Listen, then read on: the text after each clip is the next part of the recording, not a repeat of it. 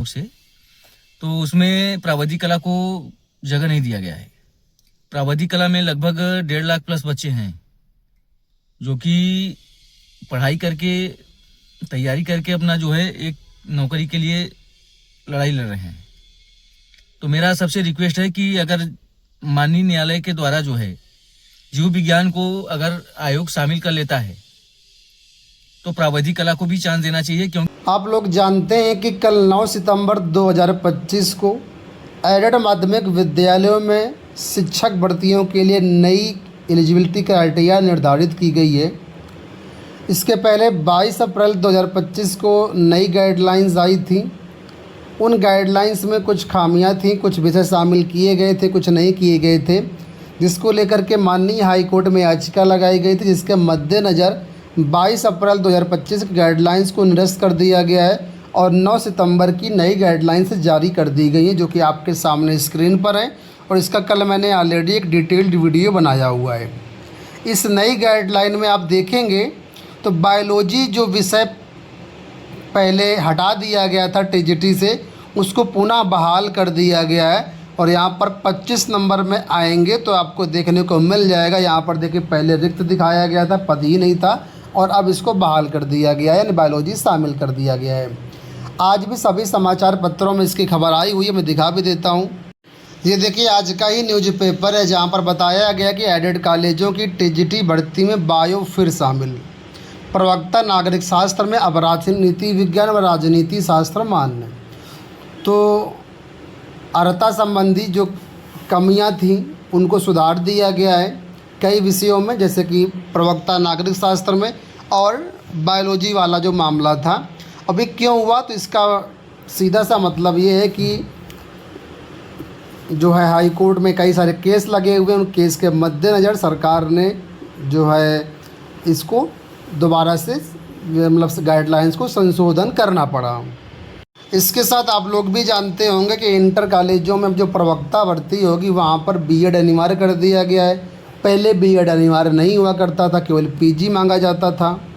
इसी तरह आप लोग ये भी जानते हैं कि जो चित्रकला की भर्ती होती है, टीजीटी आर्ट, जिसको ड्राइंग आप लोग बोलते हैं, तो यहाँ पर पहले बीएड अनिवार्य नहीं हुआ करता था।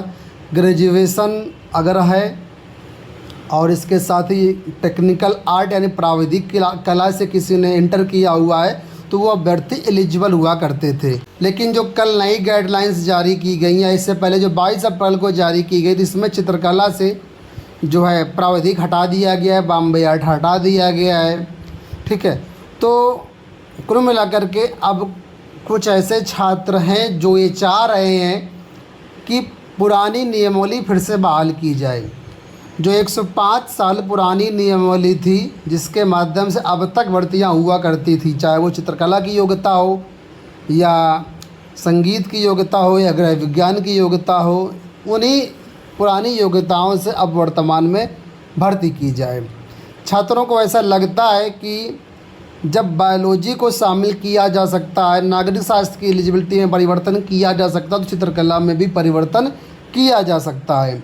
यही कारण है कि अब जो छात्र मांग करने लगे हैं कि चित्रकला की जो योग्यता पुरानी वाली थी यानी प्राविधिक कला वाली थी वो बहाल होनी चाहिए, और जो नियमावली कल जारी की गई इसमें फिर से संशोधन होना चाहिए।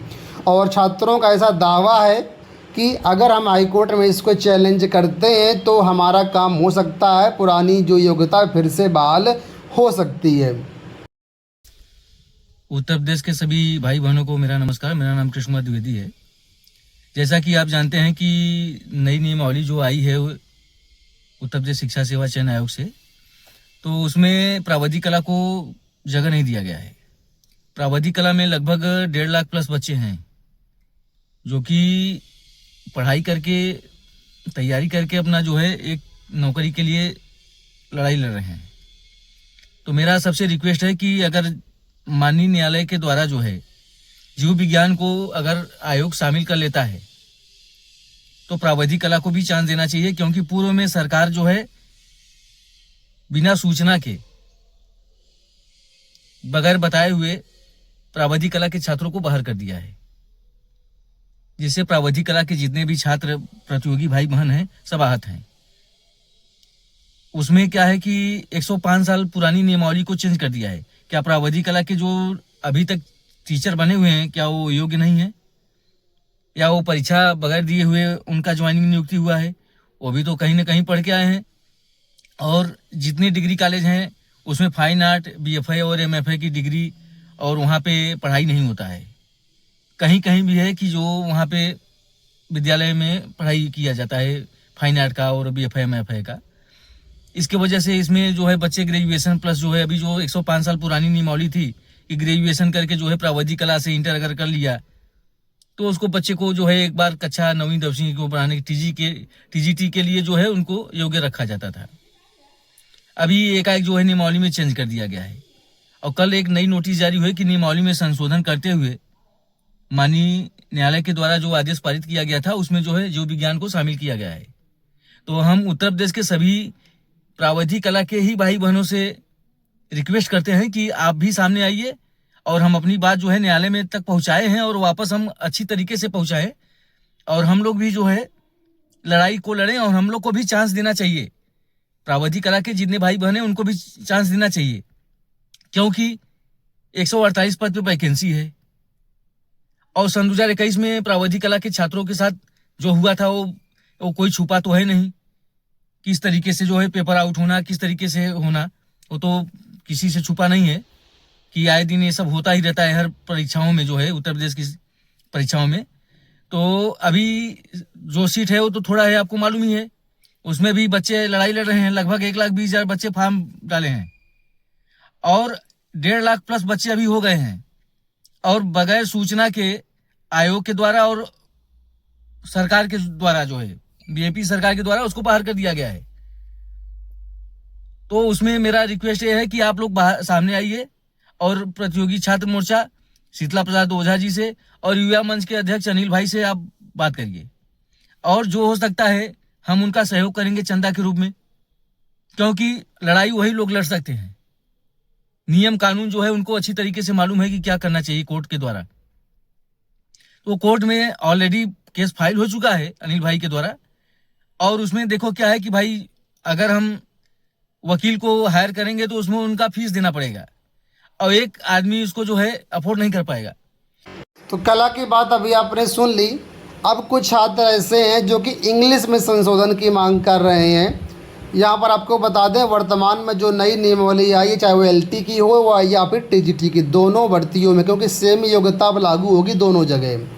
तो यहाँ पर इंग्लिश में लिटरेचर वाले छात्रों को शामिल किया गया। इंग्लिश लैंग्वेज वाले जो छात्र हैं या जो जनरल इंग्लिश वाले छात्र हैं या सिर्फ इंग्लिश वाले छात्र हैं उनको यहाँ पर शामिल नहीं किया गया। तो ये भी छात्र चाह रहे हैं कि हमको भी मौका मिलना चाहिए और इसका मैंने एक वीडियो कुछ दिन पहले बनाया था। इसमें एक छात्र हैं जिन्होंने मुझे आज टेलीग्राम पर मैसेज किया। ये मैसेज उन्हीं का है जो मैं आपको दिखा रहा हूँ। इनकी तरफ से बताया गया है कि हम इसको हाई कोर्ट में चैलेंज करने वाले हैं, लेकिन जो है चैलेंज करने के लिए जाहिर सी बात है पैसा तो लगेगा क्योंकि वकील की फ़ीस तो देनी पड़ेगी। और इनका कहना है कि हमने लोक सेवा आयोग, सचिव, मुख्य सचिव, माध्यमिक शिक्षा परिषद हर जगह ज्ञापन दे दिया, कहीं पर कोई भी सुनवाई नहीं हो रही। तो हमारे पास अंतिम विकल्प है इलाहाबाद हाई कोर्ट का। तो इसके लिए इनका कहना है कि करीब 50,000 का खर्चा आएगा, जिसके लिए अभी तक केवल 12,000 रुपये की व्यवस्था हो पाई है। तो जो भी अंग्रेजी वाले छात्र हैं जो चाहते हैं कि हाँ इनको मौका मिलना चाहिए, अगर आप भी ऐसे छात्र हैं तो आप इनसे संपर्क कर लीजिएगा। इनका एक व्हाट्सएप ग्रुप है जिसका लिंक मैं इसी वीडियो के डिस्क्रिप्शन बॉक्स में डाल दूंगा। आप डिस्क्रिप्शन बॉक्स से ज्वाइन कर लीजिएगा व्हाट्सएप ग्रुप और अच्छी सारी चीज़ों को समझते हुए आप आगे का इनसे अपना जानकारी ले सकते हैं। अब अंत में एक मुद्दा और है, जीडीसी प्रवक्ता भर्ती। आप लोग जानते हैं अभी हाल ही में गवर्नमेंट डिग्री कॉलेजों में असिस्टेंट प्रोफेसर की वैकेंसी का नोटिफिकेशन जारी किया गया, जिसमें अपर एज जो है 40 वर्ष है। लोक सेवा आयोग की सभी भर्तियों में 40 वर्ष रहती है अपर एज, यहाँ पर भी है। एलटी ग्रेड में भी 40 वर्ष थी, प्रवक्ता में भी 40 वर्ष है, असिस्टेंट प्रोफेसर में भी 40 वर्ष है। तो LTGIC में आपने देखा ओवर एज की मांग हुई, लेकिन हुआ कुछ नहीं। मामला मुख्यमंत्री तक पहुंचा, लेकिन कुछ भी कहीं से कुछ भी नहीं हुआ, मामला ठंडे बस्ते में चला गया। LT ग्रेड के फॉर्म भी, आवेदन की डेट भी ख़त्म हो चुकी है। प्रवक्ता की भी 12 तारीख से ख़त्म हो जाएगी, असिस्टेंट प्रोफेसर की अभी चल रही है। ऐसे में एक कुछ छात्र हैं जो यहाँ पर देखिए मांग की है कि असिस्टेंट प्रोफेसर भर्ती में आयु सीमा में छूट मिलनी चाहिए। इनका कहना ये है कि कोरोना के कारण और अर्हता विवाद के कारण ये भर्ती में डिले हुआ, जिसके कारण बहुत से छात्र जो है वो आवेदन करने से मतलब आवेदन नहीं कर पाए, ओवर एज हो गए। तो यहाँ पर एक छात्र हैं, छात्र युवा संघर्ष समिति के अध्यक्ष संजय यादव, इनके नेतृत्व में चंद्रशेखर आज़ाद की प्रतिमा के पास छात्रों की बैठक हुई और मुख्यमंत्री से पुलिस व दरोगा भर्ती की बात 3 वर्ष की ऊपरी आयु सीमा छूट देने की मांग की गई है। ठीक है, इसमें कई सारे अन्य साथियों के नाम भी हैं, तो इनकी भी मांग है कि हम हाई कोर्ट जाएंगे और हाई कोर्ट से इस भर्ती में ओवर एज की जो है वो मांग करेंगे। तो कुल मिलाकर के इनका भी एक व्हाट्सएप ग्रुप है, उसका भी मैं ग्रुप का लिंक आपको वीडियो के डिस्क्रिप्शन बॉक्स में दे दूँगा। वहाँ से आप ज्वाइन करके आप आगे की जानकारी इनसे जा कर के खुद ले सकते हैं और आगे जो भी प्रक्रिया हो उसमें आप सहयोग कर सकते हैं।